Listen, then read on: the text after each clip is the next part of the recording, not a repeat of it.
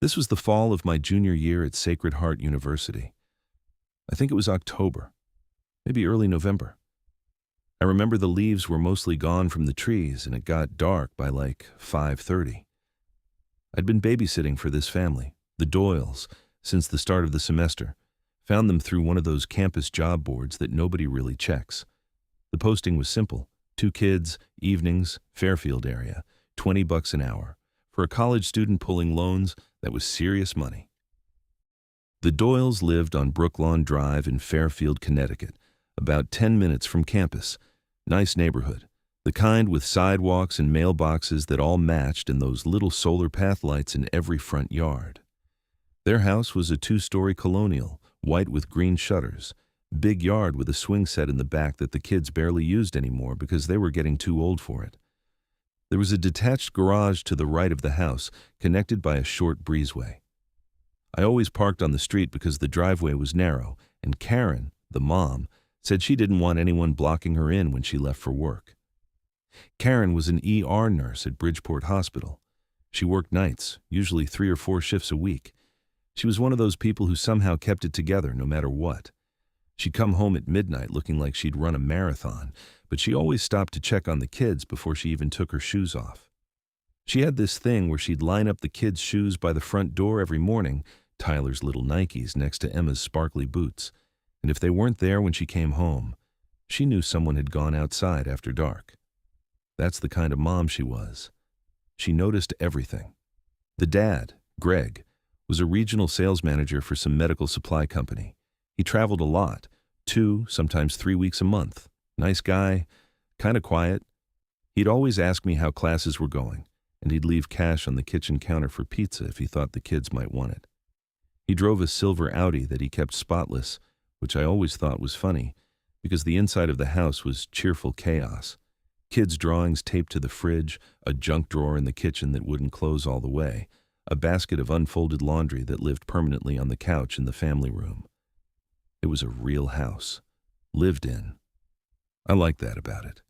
When Greg was traveling and Karen was working, that's when they needed me. I'd come over around 6, feed the kids dinner, help with homework, get them to bed by 8:30, and then just hang out in the living room until Karen got home. Easy money. I usually just did homework on their couch. The living room had this big sectional that faced the TV, and there was a reading lamp behind the left side that was perfect for studying. I had my spot. I even kept a phone charger plugged in behind the end table. That's how comfortable I was there.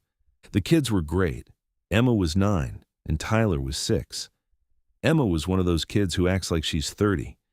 She'd come downstairs after bedtime and say stuff like, "I'm not tired, I'm just resting my eyes." She once told me my outfit was giving back-of-the-closet energy. She was 9. Tyler was the opposite. That kid was out cold the second his head hit the pillow. You could vacuum his room and he wouldn't flinch. I loved those kids. I still think about them. I'd been doing this for about 6 weeks with no issues. Totally routine.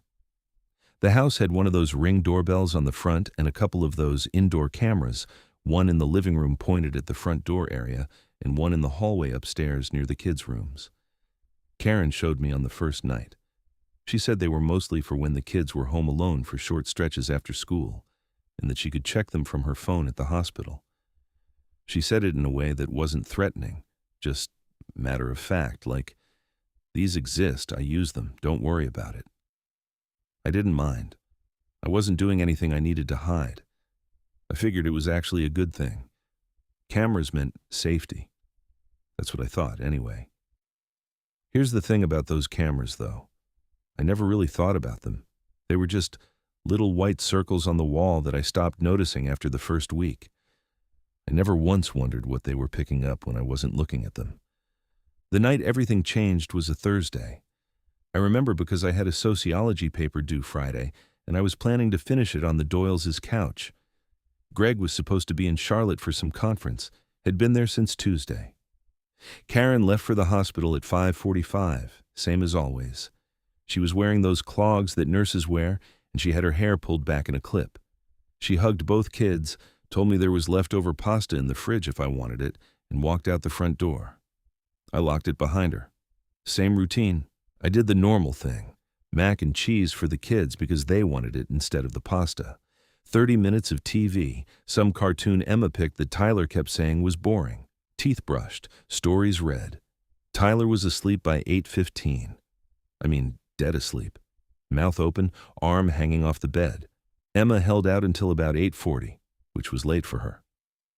Right before she finally let me turn the light off, she said something I didn't think much about at the time. She said, "The house feels different tonight." I asked her what she meant. She scrunched up her face the way she did when she was thinking hard and said, "I don't know. It just feels like someone else is here." I told her it was probably the wind. It had been gusty all day, and the house made noises when it was windy. She accepted that and rolled over. I went downstairs and sat up on the couch with my laptop, opened my sociology paper, had about 4 pages done, needed 12. The house was quiet. I had the TV on low, some cooking competition thing I wasn't really watching, just background noise. I remember checking my phone around 9:15, a text from my roommate asking if I wanted Taco Bell when I got back. Nothing unusual. The house was doing its house things, fridge humming, heat kicking on every once in a while, normal sounds. Around 9:30, I heard something from the back of the house, a soft thud, like something bumping against the siding. I muted the TV and listened. Nothing. I figured it was a branch. It had been windy all day, and there was a big maple in the backyard that hung over the patio. I turned the volume back up and went back to my paper. Maybe 5 minutes later, I heard it again. Not a thud this time, more like a scraping sound, metal on metal, quick, then gone. I sat still for a second and looked toward the back of the house. The sliding glass door that led from the living room to the patio was right there, maybe 15 feet from where I was sitting on the couch. The blinds were drawn. I couldn't see anything. I almost got up to check, but then the heat kicked on again, and the vents made that whooshing sound they always made, and I told myself it was the house settling. Old houses make noise. That's what I told myself. Then around 9:45, I heard the garage door open. I sat up. It was that mechanical grind, the motor pulling the door up on its tracks. Unmistakable. I knew that sound because I heard it every time Greg came home from a trip. The garage was on the far side of the house, connected to the kitchen by a short hallway, and the sound carried through the whole first floor. I didn't panic at first. I actually didn't even stand up right away. My first thought was that maybe Karen got sent home early. It happened sometimes when the ER was slow. They'd send a nurse home if they were overstaffed. But then I thought, Karen always comes through the front door. She parks in the driveway, not the garage. The garage was Greg's side. Karen never used the garage, not once in 6 weeks. I muted the TV. The house was dead quiet for about 5 seconds. Then I heard the door that connects the garage to the kitchen open and close. Footsteps on the tile floor. Slow footsteps. Not like someone rushing in, more like someone walking normally, comfortably, like they'd done it 1,000 times. I got up from the couch and walked toward the kitchen. The kitchen light was off. Just the stove light was on, that dim little bulb over the burners. I reached around the corner and flipped the overhead light on. Greg was standing there by the island, still in his coat, the brown wool one he always hung on the hook by the garage door, laptop bag in his left hand. He looked at me and kind of smiled and said, "Hey, Jess, sorry to scare you. Conference got canceled last minute. Caught an earlier flight." I remember my hand was still on the light switch. My heart was beating fast from the surprise, but it was already slowing down. Because this made sense. He was standing in his kitchen, in his coat with his bag. He looked like Greg. He sounded like Greg. He even smelled like that cologne Greg wore, something cedar-ish. He said I didn't need to stay, that he'd handle things from here, and that Karen would probably be relieved to know he was back. I said okay. I closed my laptop, put it in my backpack, slipped my shoes on by the front door. He walked me out, which he'd done before on the occasions when he was home. He stood on the front porch and said, "Drive safe, it's getting cold." I said thanks and walked to my car. On the drive back to campus, I texted Karen to let her know Greg was home and I'd left for the night. She didn't reply, which wasn't unusual during a shift. I got Taco Bell with my roommate, watched half an episode of something, went to bed around 11:30. Normal night. I woke up at 7:22 a.m. to 11, missed calls from Karen, and a text sent at 6:14 in the morning that said, "Call me now." I sat up in bed and called her back. She picked up on the first ring. She was trying to keep her voice steady, but she couldn't. I could hear it shaking. She said, "Jess, I need you to listen to me. Greg is in Charlotte. He never left Charlotte. His conference was not canceled." I said, that doesn't, Karen, he was there. He came through the garage. He was wearing his brown coat. I talked to him." She said, "I know, I saw." She'd checked the ring footage when she got home from her shift. She said the living room camera recorded a man entering through the garage to kitchen door at 9:46 p.m. The man was wearing Greg's brown coat, the one that had been hanging on the hook by the garage door. The man took it off the hook and put it on before he walked into the kitchen. The camera caught that part. And then she said the thing that made the room spin. She said the face on the camera was someone she had never seen before. Not Greg. Not anyone she recognized. A stranger. Maybe mid-40s. Thinner face than Greg. Different nose. Different everything. I couldn't speak. I just sat there holding my phone. My roommate was still asleep in the other bed. The dorm was quiet.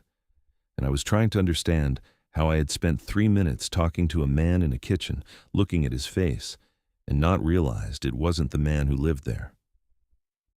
But here's the thing, and this is what still messes with me. The kitchen was dim, just the stove light when I walked in, then the overhead. He was wearing Greg's coat. He came through Greg's garage. He knew my name. He said my name like it was nothing. "Hey, Jess." He knew where the garage door opener was, which meant he knew which panel in the breezeway had the keypad. He knew the routine. He knew the kids were upstairs. He knew Karen was at work. He knew Greg was traveling. He knew all of it. Karen called the police. 2 officers came to the house within 20 minutes. They checked every room, every closet, every window. The kids were fine, still asleep when the cops arrived, but the backsliding door that led from the living room to the patio had a broken latch. Not broken like someone just kicked it in, broken like it had been worked on over time. The wood around the latch was worn and splintered in a way that the officer said was consistent with someone prying at it slowly, on multiple occasions. There were tool marks on the basement window frame too, scratches in the paint. They pulled the ring footage and the indoor camera footage from the 2 weeks before that Thursday. On 4 separate occasions, the cameras caught someone approaching the house between 1 and 3 a.m. The motion alerts hadn't gone off because the person moved slowly enough to stay under the sensitivity threshold. In 2 of the clips, you could see a figure standing on the back patio, just standing there, facing the sliding glass door, not moving, just looking in. In 1 clip, the figure reached out and tried the door handle. It didn't open that time, but the latch was already weakening. The police told Karen that whoever this was had been surveilling the house. They used that word, surveilling. They said the person had learned the schedule, knew when Greg was in town and when he wasn't, knew which nights Karen worked, knew when I arrived and when I left, knew the layout of the house well enough to walk through the garage, grab a coat, and stand in the kitchen like he'd lived there for years. They dusted for prints, found a partial on the sliding door handle and a full thumbprint on the garage keypad cover. They canvassed the neighbors. The woman 2 doors down, Mrs. Fenton, said she'd noticed an unfamiliar car parked on the next street over a few times in the past month. A dark sedan, maybe blue or black, she wasn't sure. She said she saw it 3, maybe 4 times, always in the evening, always facing the direction of the Doyles' backyard. She never thought anything of it. Another neighbor, the guy across the street, said his dog had been barking at something in the middle of the night a couple weeks earlier. He'd looked out the window and didn't see anything, so he went back to bed. The prints didn't match anyone in the system. No arrest, no suspect, no resolution, just a case number and a detective named Morales who stopped returning calls after 3 weeks. Karen said she called the station so many times that the front desk receptionist recognized her voice. I think about this constantly. Not every day anymore, but close.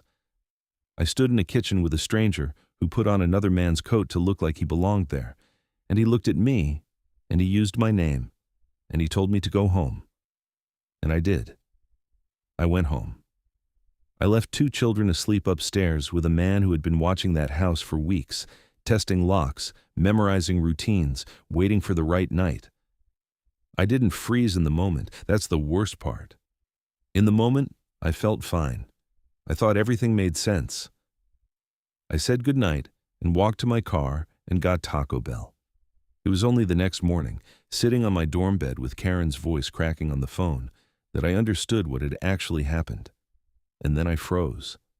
I froze for months. I stopped babysitting after that, couldn't do it. Every time I'd think about taking a job, I'd picture that kitchen, the way he was standing by the island like he owned the place, the way he smiled when he said sorry for scaring me, the dim light from the stove making everything just soft enough that I didn't look hard at his face. I didn't look hard because I had no reason to. He was Greg, except he wasn't. Karen and Greg put the house on the market 2 months later. They moved to Westport, about 20 minutes away. New house, new alarm system, cameras everywhere. We don't really talk anymore, but Karen sent me a message last Christmas that just said, "The kids are okay. We're okay." I read it in the parking lot of a coffee shop, and I sat in my car and cried for 10 minutes. Look, I know this is going to sound like I'm being paranoid, but if you babysit or house sit or stay in someone else's home for any reason, learn the sounds of that house. Learn what the garage door sounds like. Learn what the back door sounds like. Know every way someone could get in. And if someone comes home who's supposed to be home, look at their face. Actually look. Because I didn't, and a stranger walked right past me wearing the homeowner's coat, and I smiled at him and said goodnight. If you're the kind of person who listens to these while you're trying to fall asleep, or maybe driving home from work, I put out new stories every Thursday and Saturday night. The next story comes from a woman named Diane in Bend, Oregon. She took a live-in nanny job with a family that had just moved to the area. The family seemed perfect. The house was beautiful. But Diane kept finding things in her room that didn't belong to her. Things that belonged to someone who used to sleep in that same bed. Someone the family refused to talk about. I think this was 2021. Summer.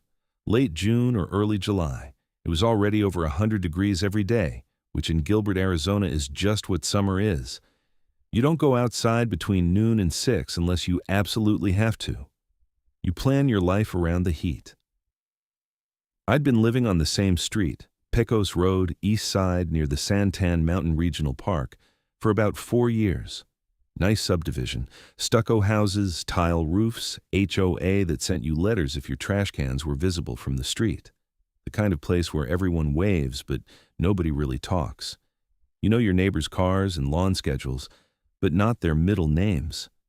The Millers lived 2 doors down from me. Dave and Patty, retired, both in their late 60s. Dave was a former electrical engineer who spent his retirement building furniture in his garage. Patty volunteered at the animal shelter on Tuesdays and Thursdays. They had 2 dogs, a golden retriever named Biscuit and a little terrier mix named Pepper, who barked at everything, leaves, sprinklers, his own shadow. Patty used to joke that Pepper was their alarm system and Biscuit was their therapist. Good people. We'd been on friendly terms since I moved in. Dave helped me install a ceiling fan once. Patty brought over a casserole when my mom passed. That kind of neighbor. In late June, Patty knocked on my door and asked if I'd be willing to house sit while they went to Portugal for 3 weeks. Dave's sister lived in Lisbon, and they'd been planning the trip for a year. She said the main things were feeding the dogs, letting them out, keeping the pool pump running, and bringing in the mail so it didn't pile up. She said she'd pay me $300 for the 3 weeks, which I didn't need.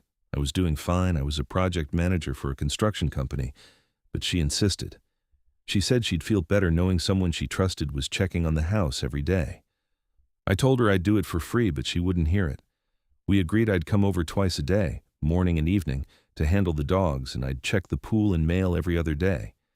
She gave me a key, the alarm code, the vet's number, and a 3-page typed document about the dogs' feeding schedules, medications, Biscuit had a thyroid thing, and personality quirks. 3 pages, single-spaced. She loved those dogs. They flew out on June 28th. I walked over that evening to do the first feeding. Everything was fine. The house was neat, quiet, air conditioning set to 78. The dogs were happy to see me. Biscuit leaned against my leg the way Goldens do, and Pepper did 3 laps around the kitchen island before settling down. I fed them, let them out in the backyard, refilled the water bowls, and checked the pool. The pool was in the backyard, fenced in, with one of those automatic covers that Dave had installed. Nice setup. The cover rolled back on a track and the pump was on a timer. Everything looked good. Clear water, pump humming, cover retracted because I figured the dogs liked having the yard open. I closed up, set the alarm, locked the door, and walked home. The first 4 days were uneventful. Same routine. Morning, walk over, feed dogs, let them out, bring in mail. Evening, feed dogs, let them out, check the pool, lock up. The dogs settled into the routine fast. Biscuit greeted me the same way every time, tail wagging, leaning into my legs. Pepper barked for about 30 seconds and then calmed down. Normal stuff. Day 5 is when I noticed the first thing. I came over for the evening feeding and the pool cover was closed. I hadn't closed it.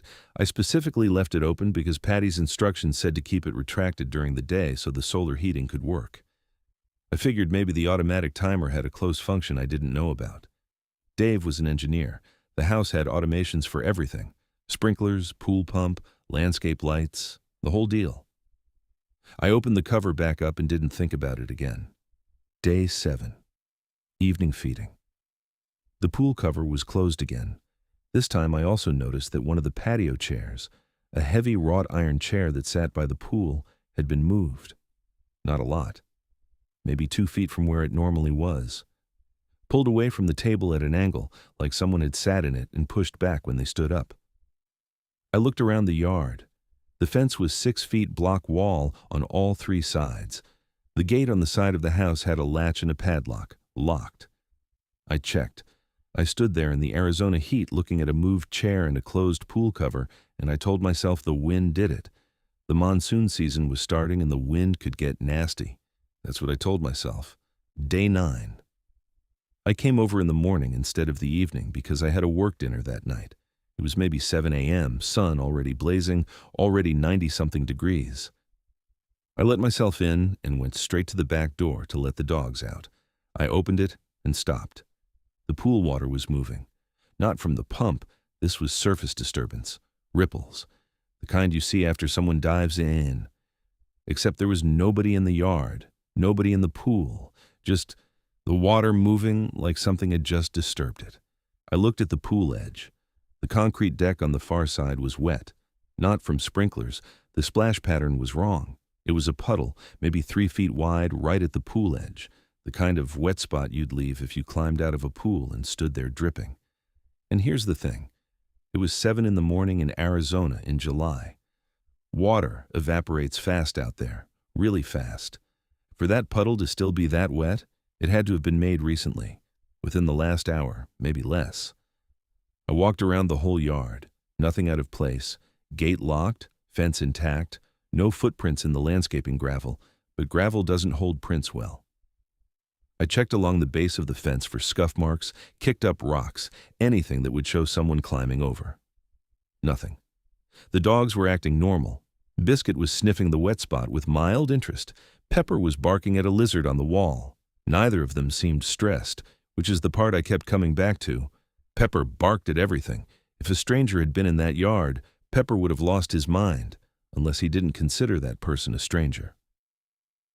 I stood there for a long time, trying to come up with an explanation. A neighbor kid hopping the fence for a night swim? Possible, but the fence was 6-foot block wall with no footholds and no trees close enough to use as a boost.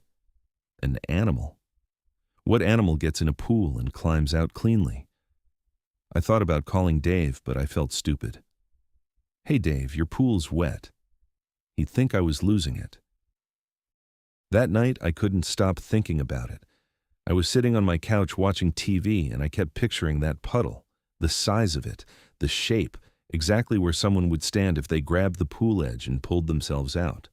Around 11 p.m., I got dressed, grabbed a flashlight, and walked over to the Miller's house. The street was empty. Everybody in Gilbert is inside by 10 during summer. The heat radiates off the asphalt even at night. You can feel it through your shoes. I didn't go inside. I just stood on the sidewalk out front and looked at the house, dark, quiet, porch light on the timer, just like Patty left it, nothing out of place. I walked down the side of the house to the fence and listened. Crickets, the hum of the pool pump, air conditioning compressor kicking on and off, normal neighborhood sounds. A car passed on the main road a block over. I stood there for maybe 10 minutes, listening to nothing, feeling like an idiot. I went home and told myself I was being paranoid. I locked my own front door and checked it twice, which I'd never done before. Day 11. Evening feeding. I opened the back door, and both dogs were acting strange. Biscuit was standing at the far end of the kitchen, not coming to greet me, which had never happened. She was staring down the hallway that led to the guest bedroom and the garage, just standing there, ears forward, tail still. Pepper was under the dining table, which is where he went during thunderstorms. He was shaking. I called both dogs to me. Biscuit came slowly, looking over her shoulder. Pepper didn't move. I walked down the hallway. The guest bedroom door was open. I always left it closed. I pushed it the rest of the way open with my foot. The bed was made. The room looked normal, but the window that faced the side yard, was unlocked. The latch was in the open position. I know I hadn't touched that window. I hadn't been in the guest room since day 1 when I did a walkthrough. I checked every window and door in the house. Everything else was locked. Alarm had been set when I arrived. I'd disarmed it at the front door like always. But here's the thing about the Miller's alarm. It was a basic system. Door and window sensors on the main entry points. Front door, back door, garage door. Not every window. The guest bedroom window didn't have a sensor. I locked the window, closed the guest room door, fed the dogs, and left. On the walk home, I called Dave. It went to voicemail. It was like 3 in the morning in Portugal. I texted him, "Hey Dave, quick question. Does your guest room window have an alarm sensor on it?" He replied the next morning, "No, just the doors. Why? Everything okay?" I didn't tell him. I don't know why. I think I didn't want to ruin his trip. I think I didn't want to be wrong. I think a part of me still thought there was a reasonable explanation. Day 13. I changed my routine. Instead of coming over at 6 p.m. for the evening feeding, I came at 9 p.m.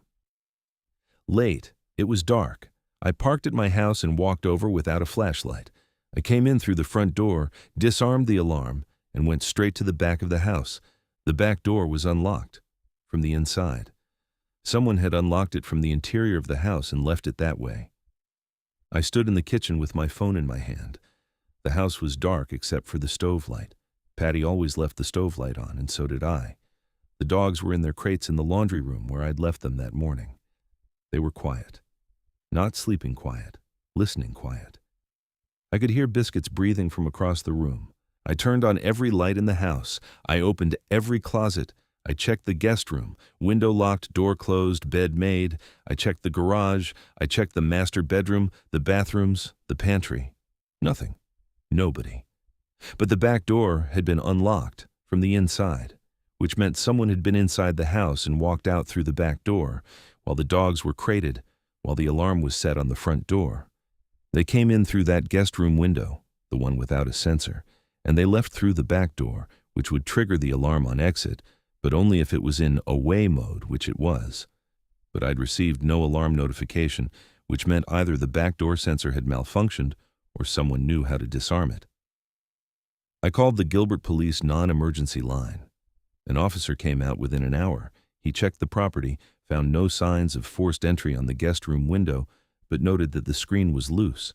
He said it could be removed and replaced from the outside without tools. He asked if anything was missing. I didn't know. It wasn't my house. I walked through with him and nothing was obviously gone. TV was there, electronics. Jewelry box on Patty's dresser looked untouched. The officer said it was probably a transient. Gilbert has them, people who find empty houses and use them for shelter, for the pool, for the air conditioning. He said they usually don't take anything. They just need somewhere to be. He said it was more common than people think, especially in summer, especially in subdivisions where half the houses are snowbird properties sitting empty for months. He told me to set the alarm on every window, change the codes, and consider a camera. I didn't have access to change the alarm zones. That was Dave's system.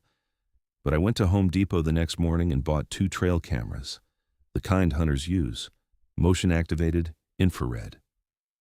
I mounted one on the back patio pointed at the pool and the back door, and one inside the guest room on top of the bookshelf pointed at the window. Day 15. I checked the cameras. The back patio camera had 43 triggers, mostly the dogs when I let them out, 3 lizards, the pool pump vibration, and 1 frame, time-stamped at 2:14 a.m., that showed the pool cover being pulled back. You couldn't see who was doing it, just the cover moving on its track, the water underneath reflecting the infrared flash. And then, 17 minutes later, a frame of the cover closing again. Someone was swimming in the Miller's pool at 2 in the morning.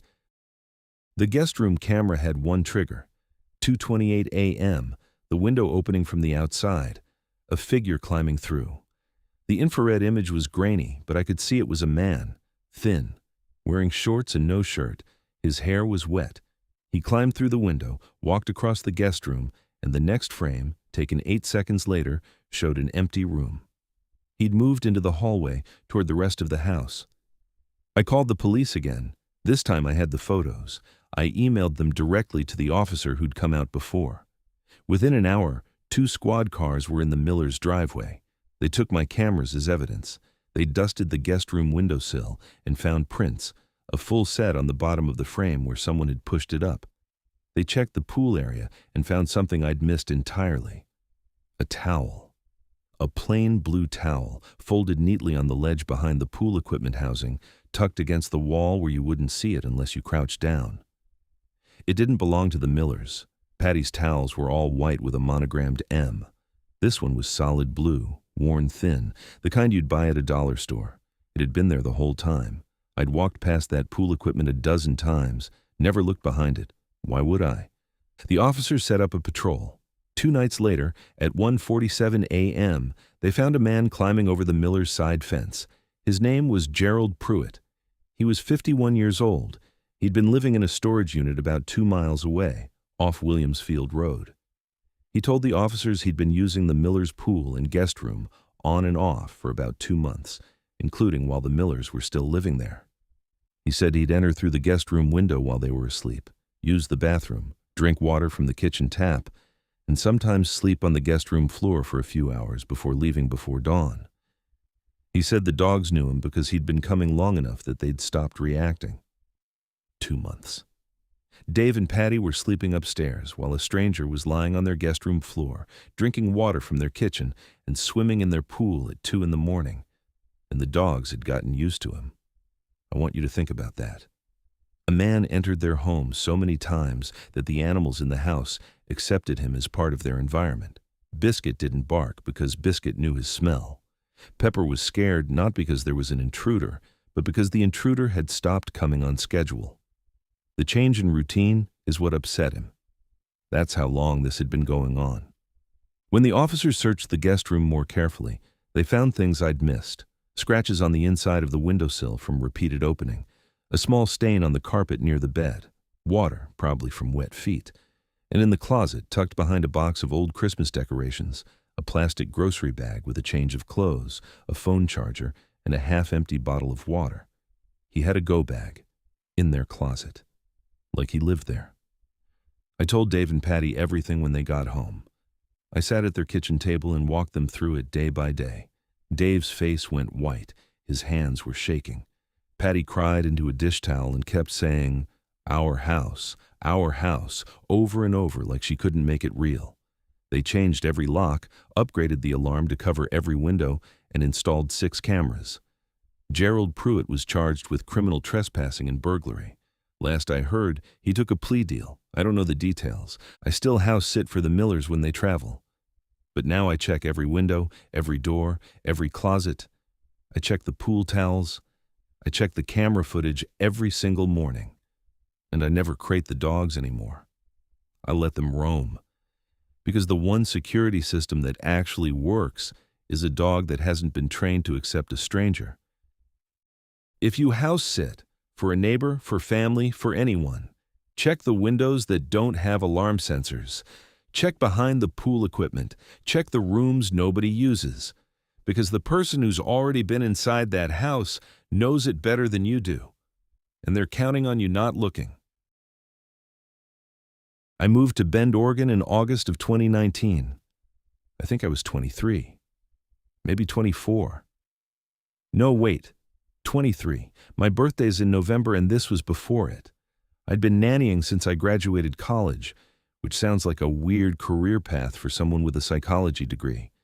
But I liked kids and I was good at it, and the money was better than anything entry-level in my field.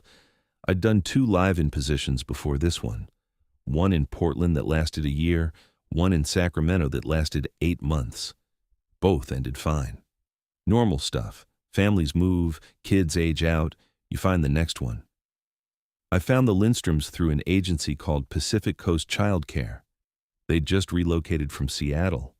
Dad was some kind of software architect. Mom was a pediatric occupational therapist who was building a private practice. 2 kids, Milo, who was 4, and Audrey, who was 7 months. They needed someone full-time, live-in, starting immediately. The listing said the house had a private suite for the nanny with its own bathroom. That's rare. Most live-in jobs give you a bedroom down the hall, and you share the family bathroom and pretend you're fine with it. The interview was over Zoom because they hadn't finished moving yet. Claire, the mom, did most of the talking. She was polished, put together, the kind of woman who asks thoughtful questions and writes your answers down in a notebook. She asked about my philosophy on screen time, my experience with infants, whether I was CPR certified, whether I had any allergies the family should know about. Normal stuff. The dad, Anders, popped in for the last 5 minutes. Scandinavian name, looked the part, tall, blonde, quiet. He asked me one question. Are you comfortable being alone in the house at night? I said yes. He nodded, and that was it. I drove up from Sacramento with everything I owned in the back of my Honda CR-V. The house was on the west side of Bend, off Century Drive, backing up to National Forest land. Beautiful property, A-frame style, lots of exposed wood and glass, the kind of house that gets posted on architecture Instagram accounts. The driveway was long, maybe 200 feet of gravel through Douglas firs before you could even see the house. When I pulled in the first time, I remember thinking this doesn't feel like a house with kids. It felt like a retreat, a place you go to be alone. Claire showed me around. The main floor was open concept. Kitchen, dining, living room, all connected with these floor-to-ceiling windows looking out at the trees. Milo's room was on the 2nd floor, next to the master.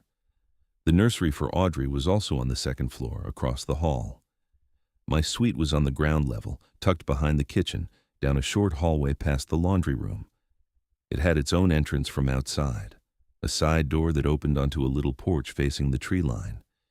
Claire said the previous nanny used that door so she could come and go without waking the kids. I asked what happened to the previous nanny. Claire's face did this thing, not a flinch exactly, but a tightening. She said, "It didn't work out." And then she changed the subject to where the extra diapers were stored. I didn't push it. People are entitled to their privacy. Not every job ends well. I figured it was a personality conflict or a boundary issue or something boring like that. The first week was great. Milo was sweet, shy at first, but by day 3 he was showing me every single toy he owned and ranking them by how much he loved them. He had this stuffed otter named Captain that went everywhere with him. He'd buckle Captain into the car seat next to him and get upset if I forgot to include Captain at snack time. Audrey was an easy baby, ate well, slept well, cried only when she was hungry. She had these huge brown eyes that would just lock onto you like she was reading your whole life story. Claire worked from her office in town from 8 to 4 most days. Anders worked from home in a converted shed behind the house. He called it the studio, and he was basically invisible. The studio was maybe 50 feet from the back door, connected by a flagstone path that wound through the trees. He'd come inside for lunch, eat standing at the counter, and go back out. Some days I didn't see him at all. He wasn't unfriendly, just somewhere else mentally. Claire once told me that when Anders was deep in a project, he could go 16 hours without speaking. She said it like it was charming. I thought it was kind of unsettling, but I didn't say that. My schedule was straightforward. Wake up at 6, handle Milo's breakfast and morning routine, take care of Audrey, do activities with Milo while Audrey napped, afternoon snack, park or backyard time, dinner prep. Claire came home around 4:30 and I was off duty by 5 unless they had evening plans. The routine was predictable, and I liked that. After 2 years of nannying, you learn to appreciate boring. The suite was nice, bigger than any live-in room I'd had before, queen bed with a good mattress, small desk by the window, a closet with those built-in wooden shelves. The bathroom had a shower with a rain head. I was settling in. Then I started finding things. The first thing was a hair tie, not mine. It was one of those thick fabric ones, a scrunchie, dark green velvet. I found it wedged between the mattress and the headboard while I was making the bed on day 4. I figured it was the previous nanny's. No big deal. I put it on the desk and forgot about it. Day 6, I found a tube of hand cream in the back of the bathroom cabinet. Eucalyptus something. Not a brand I recognized. Not mine, not Claire's. Claire used this high-end, unscented stuff that was all over the upstairs bathrooms. I put the hand cream next to the scrunchie. Day 9, I opened the bottom drawer of the desk. It was empty except for a small leather journal. Not a diary, more like a planner. Weak-at-a-glance layout with handwriting in it. Neat, small handwriting in blue ink. There were notes in the margins, grocery lists, Milo's nap schedule, Audrey's feeding times, and on one page, circled in that same blue ink, a doesn't come inside after 11 p.m., check doors. That one stopped me. A. Anders. A doesn't come inside after 11 p.m. What did that mean? Check what doors? I sat on the bed with the planner open in my lap and I felt something shift. Not fear, not yet. More like the feeling you get when you realize you walked into the middle of a conversation that started before you got there. I brought the planner to Claire that evening. I showed her the items I'd found and said I thought they'd left some of the previous nanny's stuff in the room. Claire took the planner from my hands and looked at it for about 2 seconds. Then she closed it and said, "I'll take care of this. Sorry about that." Her voice was flat, not angry, not embarrassed. Flat. She took the scrunchie and the hand cream too. I never saw any of those items again. I should have asked more questions. I know that now. But I was new, and the job was good, and I didn't want to be the nanny who made things weird in the first 2 weeks. So I let it go. Week 3 is when it got strange. I was coming back from the park with Milo on a Tuesday afternoon. We came through the front door and I was taking off his shoes when he looked down the hallway toward my room and said, "Lena's back." I looked at him and said, "Who's Lena?" He said, "She lived in your room before." I asked him where he'd seen Lena. He pointed toward my hallway and said, "She was looking at your door." Then he went to the kitchen and asked for apple juice. He was 4. He said it the way a 4-year-old says anything, just stating a fact, no weight to it. I walked down the hallway to my room. The door was closed, which was how I'd left it. I opened it. Everything looked normal. Bed made, desk clear, window closed. But the side door, the one that led to the little porch outside, was unlocked. I always locked it. Always. It was the first thing Claire told me to do, and I had a whole routine. Lock the side door, check the window latch, close the closet. Every night. I'd locked it that morning before leaving for the park. I was certain. I locked it again and told myself Milo was being 4. Kids say things. They mix up memories. Maybe he saw a neighbor or confused a dream with reality. That's what I told myself. That night I couldn't sleep. I was lying in bed around midnight and I heard footsteps on the little porch outside my side door. Soft, careful, not animal footsteps, human, the deliberate kind, where someone is trying to be quiet. They stopped right outside the door. And then nothing. No knock, no doorbell, just someone standing on the other side of a door, not moving, for what felt like 5 minutes. I lay there with my hand on my phone, barely breathing. Then the footsteps moved away. Slow. Down the porch steps and onto the gravel, getting quieter until I couldn't hear them anymore. The next morning I told Claire about the footsteps. She didn't look surprised. That's what got me.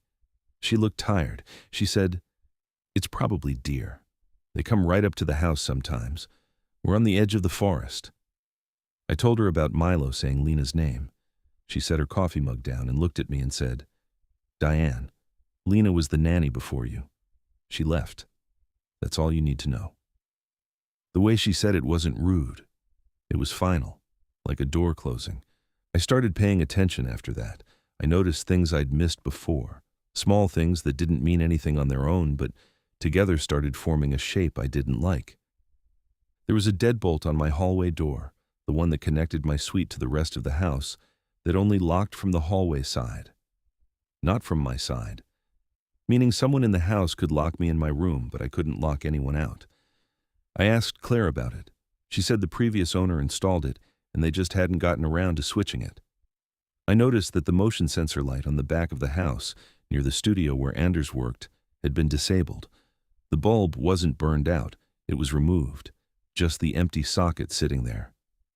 I noticed that Anders's studio had blackout curtains and he kept the door locked even when he wasn't inside. I walked past it one evening and put my ear to the door. Nothing. Dark inside, but locked. I noticed that Claire never talked about the house's previous history, who built it, who lived there before them. And I noticed that the planner page had said, "Check doors," plural. I went back to the desk drawer where I'd found the planner. It was empty, of course. Claire had taken everything, but I got on my hands and knees and looked under the desk, under the bed, behind the nightstand. Behind the headboard, wedged into the gap between the wood and the wall, I found a folded piece of paper. It was a printed screenshot of a text message thread. The names were cut off by the way it was printed, but the messages were clear. One person had written, "You need to stop. Claire knows." And the other person, 3 messages later, had written, "I'm not going anywhere." The paper was warm from being pressed against the wall for God knows how long. I held it in my hands, and I knew I was standing in the middle of something I didn't fully understand. On a Friday night, 12 days after the footstep incident, I was in bed reading. It was maybe 11:30. Anders and Claire had gone to sleep around 10. I'd heard them go upstairs. The house was quiet. Audrey hadn't woken for a night feed in weeks. I heard the side door handle turn. Slowly. Not a jiggle, a careful, deliberate rotation, like someone who had a key. I didn't move. I watched the handle from my bed. It turned all the way, hit the lock, and stopped. Whoever was on the other side held it there for 3 or 4 seconds, then released it. Then I heard them step off the porch. Same soft footsteps, same careful pace. This time I got up. I went to the window and looked out toward the tree line. The moon was almost full, and the yard was lit up silver. I could see the gravel path, the tree line, the edge of Anders's studio, and I saw someone walking into the trees, a woman, not tall, not short, dark hair past her shoulders. She was wearing a light-colored sweatshirt, and she was walking like she knew exactly where she was going. She didn't run.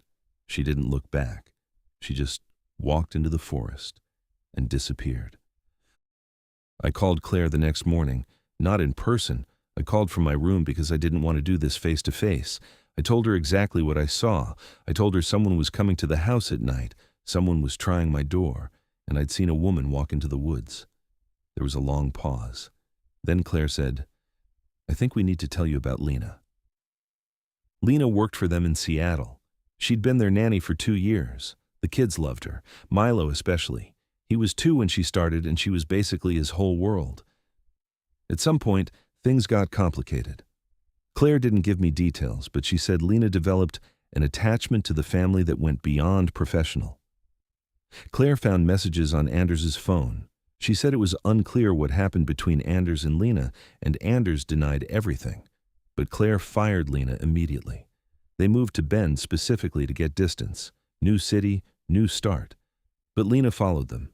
She'd shown up in Bend within a month. Claire had seen her car parked on Century Drive twice. A neighbor on the road reported a woman walking through the woods behind the properties. The police were called. Lena was told to stay away. A restraining order was filed. Claire said they thought it was over. It was not over. Lena had been coming to the house, at night, to the room she used to live in. My room. She still had a key to the side door, the one Claire had forgotten to rekey when they moved in because the locksmith was backed up and she kept putting it off. Lena had been letting herself onto that porch, and on at least one occasion, the day Milo saw her, she had been inside the house. I packed my car that afternoon. It took me 45 minutes. I folded everything carefully because I didn't know what else to do with my hands. Claire stood in the driveway and cried. She said she was sorry. She said she didn't think Lena would actually come inside. She said they'd change the locks, get a security system, file an updated police report. She said a lot of things. I just kept loading bags into the CRV and not looking at her. Milo came outside while I was packing. He was holding Captain the Otter and he looked at my car and said, "Are you going away like Lena?" Claire grabbed his hand and pulled him back inside before I could answer. That one hit me. I sat in the driver's seat for a minute before I could turn the key. Anders stayed in his studio the entire time. He never came out. Not once. I looked at his studio door before I pulled away and the curtains were drawn. I couldn't tell if the lights were on. I couldn't tell if he was watching. I drove straight back to Sacramento. 12 hours. I didn't stop except for gas and once at a rest stop outside Klamath Falls, where I sat in the parking lot and called the Pacific Coast Child Care Agency. I told them everything. The door, the planner, the text messages, the woman in the woods, all of it. The woman on the phone was quiet for a long time and then said they'd flag the family. I don't know if they did. I called back 2 weeks later and got a different person who said she couldn't discuss active placements. That was the last I heard from them. I still think about Milo pointing down that hallway and saying her name like it was nothing. Lena's back, like she'd never really left. And in a way, I think she hadn't. She was sleeping on that porch. She was testing that door every night. She was living in the margins of that house, literally if you count the notes in the planner she left behind. She'd written the schedule. She'd written the warning. Check doors. She was telling whoever came after her, and I almost didn't listen. If you ever take a live-in job, nanny, house manager, caretaker, whatever, ask about who had the room before you. Ask what happened. Ask if the locks were changed, and if they can't look you straight in the eye when they answer, pack your stuff and go. The last story tonight comes from a man named Russell in Gilbert, Arizona. He was house-sitting for his neighbor while they were in Europe for 3 weeks. Nice house, pool, 2 dogs, easy gig. Until Russell noticed someone had been using the pool at night while the house was supposed to be empty.